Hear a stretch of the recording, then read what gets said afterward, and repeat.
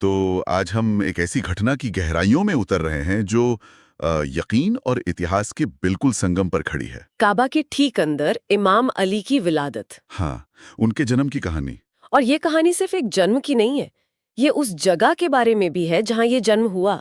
मतलब काबा, जिसे हजरत इब्राहिम ने सिर्फ अल्लाह की इबादत के लिए बनाया था, सही। वो इस पूरी घटना का केंद्र है। हम्म, इसलिए हर बात का मतलब और भी गहरा हो जाता है। बिल्कुल। और इस पूरी बातचीत के लिए हमने जो सोर्स इस्तेमाल किया है वो है बिहार अल अनवार।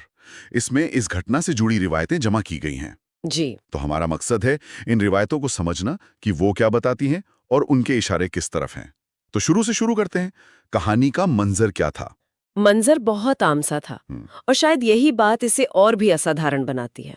अच्छा। हाँ, काबा के बाहर कुछ लोग बैठे हैं। हम्म, रिवायत के मुताबिक इनमें पैगंबर मोहम्मद सल्लल्लाहु अलैहि वसल्लम के चाचा अल अब्बास बिन अब्दुल मुत्तलिब भी थे। मतलब गवाह मौजूद थे। बिल्कुल, जो कुछ भी होने वाला था उसके गवाह मौजूद थे। और तभी वहां इमाम अली की वालिदा बीबी फातिमा बिन्त असद आती हैं। जी। सोर्स बताता है कि उनके हमल का 9वां महीना चल रहा था और उन्हें दर्द महसूस हो रहा था। और फिर कुछ ऐसा होता है जो किसी के वहमो गुमान में भी नहीं था। काबा की दीवार में एक दरार पड़ जाती है। हाँ, और ये समझना जरूरी है कि सोर्स इसे किसी भूकंप या कुदरती हादसे का नतीजा नहीं बताता।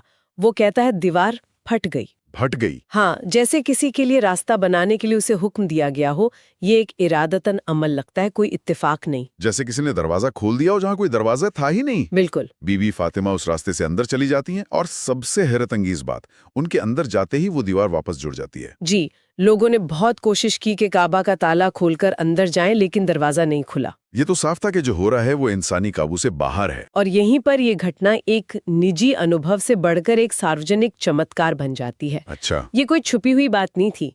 लोगों ने अपनी आंखों से एक औरत को काबा की दीवार के अंदर जाते देखा और फिर दीवार को बंद होते देखा। और जब चाबी भी काम नहीं आई? हाँ, जब इंसानी कोशिशें नाकाम हो गईं, तो ये इस बात का ऐलान था कि अब जो कुछ भी होगा वो सीधे अल्लाह के हुक्म से होगा।